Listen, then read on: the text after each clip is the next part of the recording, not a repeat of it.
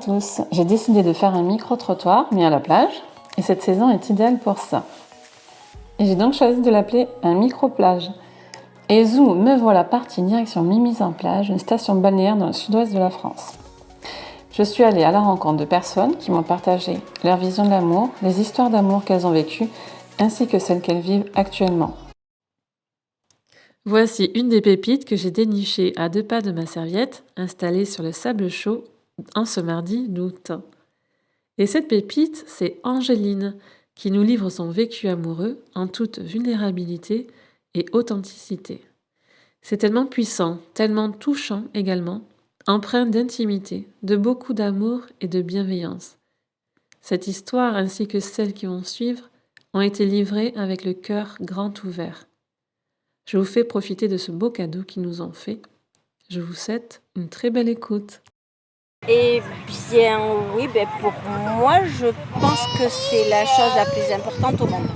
L'amour de sang, donc je dis au sang à la famille, donc nos enfants, que c'est ce qui nous occupe le plus, c'est ce qui nous maintient, nous donne un objectif, c'est ce qui nous permet de lutter contre tous les maux, contre la solitude, qu'on n'est pas fait pour vivre seul, mais que c'est compliqué et qu'il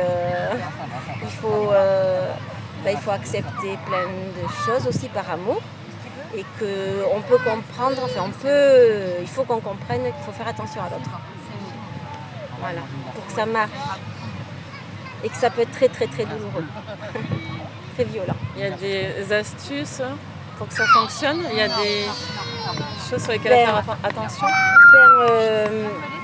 Des recettes. On n'est peut-être pas des recettes, c'est compliqué, mais non, rien n'est écrit. Et parfois, on peut découvrir trop tard qu'il faut faire attention à l'autre. Et parfois, on ne se rend même pas compte parce qu'on peut considérer que d'aimer l'autre, ça suffit en soi pour vivre bien. Et parfois, on se comporte. On réalise après que oui, il faut faire attention à l'autre. C'est-à-dire lui demander s'il va bien, par exemple. Pas considérer que c'est un fait acquis. Ouais, lui demander s'il va bien, s'il a passé une bonne journée, et pas attendre que l'autre le fasse pour nous uniquement. Ouais, prendre soin de l'autre. Oui, prendre soin de l'autre, je pense. C'est très important. Oui. Et très tendance, mais je pense que oui. Et je suis toujours très triste d'apprendre qu'un couple se défait. Et je pense que oui, c'est possible. Moi, je suis faite comme ça. Je crois que oui, que l'amour, c'est éternel. Et que ça qui mérite d'être vécu. Je suis un peu romantique, moi, donc des fois ça m'a un peu perdue, mais c'est ce que je vis, c'est ce que j'ai vécu pendant des années avec un gros cataclysme. Et les choses se remettent en place maintenant dans l'ordre, mais toujours avec la même personne. Mais j'ai failli mourir de ça. J'ai failli mourir de cette rupture parce que oui, pour moi c'était pour la vie et grosse fracture et ça se remet en place, ça rentre dans l'ordre qui compte pour moi, quoi. C'est-à-dire avec la même personne et voilà. Et oui, j'accepte après avoir failli mourir, ce sont que cette personne-là qui compte. Du coup, l'histoire continue. Oui. Et pour la vie, c'est encore possible avec la même personne. Oui. Et donc, j'ai une collègue qui m'a dit un jour, tu sais, il existe un art japonais